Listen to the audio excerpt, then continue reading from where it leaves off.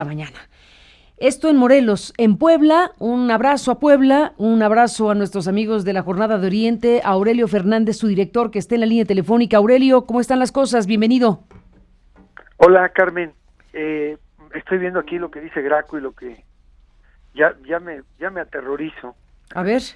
Porque ya cuando empiezan a hablar de que la reconstrucción es lo que sigue, ya me estoy imaginando que ya están pensando en los negocios que han hecho con la reconstrucción de desastres de 97 para acá. Ay, Aurelio, a ver, ¿por qué dices? Escándalo.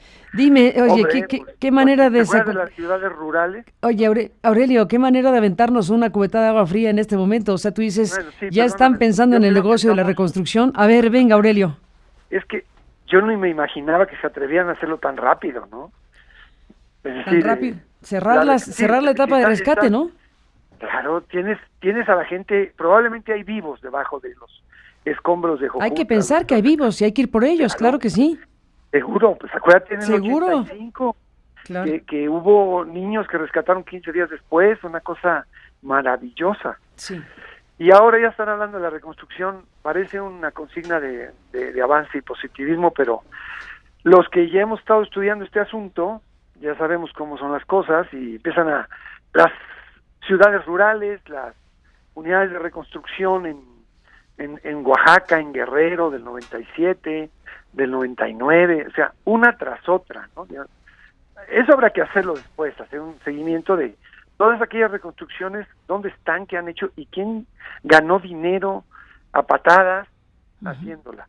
Bueno, yo lo adelanto de una vez como un tema que hay que tratar, pero yo creo que ahora lo que hay que hacer es dos cosas. Primero, sacar a los que estén vivos y a los cadáveres, ni modo. Y después hacer una evaluación de qué pasó. Porque claro. si van a empezar a hacer reconstrucciones a lo salvaje, pues yo creo que no tiene otra finalidad más que el enriquecimiento de funcionarios, que ya lo hemos visto como lo hemos visto tantas veces.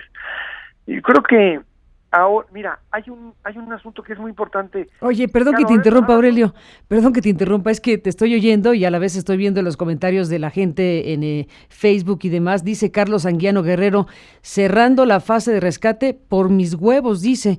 Pues sí, ¿con qué criterio cerrar ahora la fase de rescate, no? Claro, no, se llama búsqueda, técnicamente se llama búsqueda y rescate. Búsqueda y rescate, es el momento de eso. Sí, pues claro, si ocurrió, no tiene ni 24 horas. Sí. No sabemos si hay niños en la Repsamen, Sí, hay niños en la Repsamen, claro que hay niños. Bueno, pero... Oye, no han dicho vivos. Eso, hay que decir, Aurelio, que el único que lo ha dicho es Graco Ramírez en Morelos. Nadie ha dicho aquí que estamos en fase de reconstrucción, estamos claramente en fase de rescate. Lo pinta de cuerpo entero, como lo ha hecho todo el tiempo, con todas las cosas, ¿no? Es decir, pero hablemos de esta otra parte. O sea, creo que es muy importante que ahora se organice la ayuda y la solidaridad y a ver cómo se compagina esta solidaridad sensacional de los mexicanos con la coordinación necesaria que debe llevar a cabo el gobierno. Pero claro, como no confiamos en el gobierno, pues la gente dice, no, estos no están haciendo bien las cosas, y la verdad es que tiene que haber una coordinación y tenemos que aceptar que el gobierno la tiene que hacer, la coordinación en esta fase, porque si no, sí puede haber. Yo ayer estaba viendo imágenes contigo en la noche, qué transmisión tan extraordinaria hiciste, de paso te lo digo, pero estaba viendo unos chavos sacando escombros ahí en la Ciudad de México, con un gran entusiasmo, debajo de un edificio que estaba por caerse. Sí. Entonces, digamos, la gente actúa con una gran generosidad y una gran decisión, pero también con una temeridad que no debiera existir, ¿no? Porque, y como claro, nadie les dice nada, pues todo el mundo va y ayuda, y cree que está haciendo las cosas bien, pero acuérdate la cantidad de problemas que hubo en el 85 y después, y antes, con la gente que ayudaba, ¿no? Entonces hay que tener mucho cuidado con esa parte, porque a veces hay demasiada, ayer había demasiada ayuda, ¿estás de acuerdo? Todo el mundo quería hacer algo, llevar algo, etcétera. Yo digo que, luego, a ver, Aurelio, buen punto. Yo creo que la palabra no cabe. Eso de demasiada ayuda no. Demasiada nunca será. Más bien hay que organizar esa ayuda y toda la que se pueda, pero organizada y bien planeada y eficaz. Ándale, pues. Acepto. que lo digas, pero lo cierto es que hay una descoordinación muy grande, yo te diría hasta entre los propios cuerpos gubernamentales, eso también, ¿no? Vamos, esa parte hay que hacerla y hay que ayudar y donde se pueda. Está bien, no digo que no. Es sensacional como lo fue en 95, en 85 y después.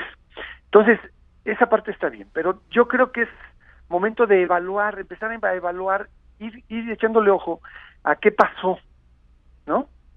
Decía Enrique Galván Lucho esta mañana con mucha razón, de cómo es posible que después de la experiencia del 85 se vengan abajo los edificios que debieron haber estado bien construidos. ¿Cómo es posible que esa escuela se haya caído? Yo diría, si quisiéramos corregir las cosas en serio, deberíamos empezar por ver quién hizo la evaluación del edificio de la Repsamen. ¿Quién les dio la firma de que estaba bien hecho? Hay que ver eso. Sí. ¿Y por qué se lo dieron? Si evidentemente es un edificio mal construido. Y como él, los otros 40. Porque aquí la impunidad también pasa por esto, ¿eh? No, pues no pasó nada. Ah, pues es que le dieron una mordida al de Protección Civil para que dijera que estuvo bien hecho. Fue mucho, fue poco, no sabemos. O al que sea, al de Obras del Distrito Federal, o al que sea. Pero esos edificios, después del 85, no debieron haberse caído. Mira, ¿qué va a pasar si el sismo es igual que el del 85, 81, 82, y con un comportamiento básicamente horizontal, esto que llaman oscilatorio? Bueno, vamos a tener, y eso habría que preguntárselo a los expertos, a los sismólogos, a los ingenieros expertos en el asunto. ¿Qué va a pasar? ¿Va a pasar igual o peor que en el 85? Hay que preguntarnos eso. No nada más decir todo estuvo muy bien, ¿no? Y yo creo que esa es una pregunta sustancial. ¿Por qué se cayó cada uno de los edificios que se cayó? Por ejemplo. Después, las falsas certezas, los amuletos que nos han vendido, como la alerta sísmica, esta que dicen que sonó la alerta sísmica. Pero ¿por qué sonó una alerta sísmica? Si no hay emisores de señal donde tembló en el epicentro. ¿Y entonces? ¿Por qué eso no? Porque tenemos un sistema de alertas, de alarmas que suenan, cuando el temblor ocurre, no antes. Pero, no, a ver, eso es importantísimo. Entonces, la alerta sísmica ocurrió cuando ya estaba el temblor. Es que, mira... A ver, explica eso, Aurelio. Mira, en la Universidad de Puebla, y ya lo vi para el DF, hubo vendedores de sistemas de alarma sísmica. Uh-huh. Entonces llegaron a decir, a ver, ¿qué les parece este sistema? Y ¿este sistema en qué consiste? En que cuando tiembla suena. Pues espérame, cuando tiembla lo siento yo, ¿no? Bueno, ponlo para que el que esté muy dormido lo oiga, pero eso no es un sistema como el sistema de alerta sísmica diseñado por los amigos de la UNAM hace 30 años. Que te da un minuto antes, ¿no? No, porque ahí lo que ocurre es que te ponen un emisor, tiembla en la zona entre Guerrero y Oaxaca o en la brecha de San Marcos, y entonces emite una señal que ahora no sé si es por satélite, antes era VHF, y llegaba 50 segundos antes de que tú sintieras el temblor. Y en 50 segundos sí te daba tiempo por lo menos de ponerte de pie, ¿no? De salir a algún lado, no sé, te daba tiempo de algo. Otro problema era cómo lo hacías avisar a la gente, porque había las estaciones de radio, ¿no? Las estaciones de radio se detienen y anuncian. Entonces, sí, pero ¿qué estaciones de radio? ¿Quién oye el radio a las 3 de la mañana? No sé. Era una propuesta muy interesante que yo digo que puede funcionar y que funciona de alguna manera. Pero estos sistemas de que la alarma sonó cuando se estaban cayendo los edificios. ¿Por qué? Porque es un sistemita que tiembla y entonces suena. Eso no es un sistema de alertamiento temprano, como se debe llamar, ¿no? Pero nos lo venden como que funciona todo, no es cierto. Eso no sirve para nada, más que para, no sé, a lo mejor sí de veras se despierta alguien, ¿no? Pero no es un sistema de alertamiento temprano. Sin embargo, nos dicen qué pasa. Entonces, yo creo que hay que empezar a revisar eso. Lo discutí hace rato con el doctor Jesús Manuel Macías, que es un especialista también en este asunto. Decía, tenemos que plantearlo y decirlo claramente. No nos vendan amuletos. como si porque traemos a San Cristóbal no se nos viene la casa encima. Pues no es cierto. Lo que hay que hacer es decir, a ver, este sistema funciona, este no. ¿Qué está pasando con las construcciones? Y este sismo, entiendo que hace rato, yo no te oí, pero él me lo comentaba, entrevistabas a un experto de la UNAM, ¿no? Que decía que había ocurrido un sismo en el mismo lugar en el 99. No me acuerdo si es así, pero es una frecuencia muy abierta. En esta zona tiembla muy de vez en cuando. Son sismos muy particulares, ¿no? No es tan frecuente como, por ejemplo, en la zona de Tehuacán, Coahuapan de León, o mucho menos que en la zona del Pacífico, de la placa de Cocos. Ahí sí tiembla con mucha más frecuencia. Entonces, esto es más raro. Entonces, tuvimos un sismo muy especial, digamos, muy poco frecuente, porque combinó ondas de estas llamadas verticales con las horizontales. Yo creo que en Puebla, por ejemplo, en la ciudad de Puebla, 50% fue predominancia de ondas verticales y 50% horizontales. Es decir, esto que se llama el trepidatorio y el ondulatorio, ¿no? Por eso me encontré que ese nombre es viejísimo, el de trepidatorio y ondulatorio. Las historias de sismos, hay un libro maravilloso de la historia de los sismos que hizo Virginia García Costa y Gerardo Suárez. Entonces hablaban, es un sismo que tiene trepidancia, así, ¿no? Decían básicamente. Pero bueno, entonces, el comportamiento de los edificios, ¿cuál fue? ¿Cuáles edificios se cayeron esta vez? Por ejemplo, en Puebla, los edificios más afectados son los edificios de más de 100 años o 200 años. Esos se cayeron, los nuevos no. Pero yo vi que en el DF se cayeron básicamente edificios construidos que a lo mejor resistieron en el 85 o medio los arreglaron, no son tan viejos. Eso los sismólogos y los ingenieros especialistas deben sacar un dictamen diciendo cada edificio se cayó aquí porque este tipo de sismos implica una construcción de cierto tipo, ¿no? Por ejemplo. Esa es una lección que tenemos que tomar ahorita, ir viendo qué pasó en cada caso y sacando notas. Y, bueno, yo creo que por ahí debe ir la cosa y hacer una crítica como la que se hizo en el 85, ¿no? Severa, puntual, despolitizada. Esto es muy importante, porque los políticos luego están magnificando el sismo y diciendo, es que no podíamos hacer nada, ¿quién esperaba esto? No sé qué y no sé cuándo. No, hay que quitar la cuestión política totalmente. Es una cuestión técnica que tiene que ver con la seguridad de la gente. Y si pudiéramos quitárselo a los políticos, toda la operación sería todavía mejor. Porque son ellos los que echan a perder todo el asunto.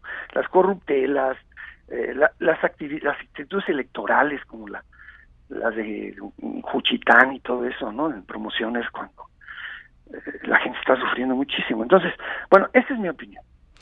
No Aurelio Fernández, ¿cómo está? No, bueno, esta es tu opinión. ¿Cómo está Puebla? ¿Qué nos describes de lo que ha pasado en Puebla en estas últimas horas? Bueno, el gobernador amplió 2 víctimas más de las que te dijo a ti en la entrevista que le hiciste ayer en la mañana. Pero luego corrigieron. Se habla de 43, sí. No 41, sino 43.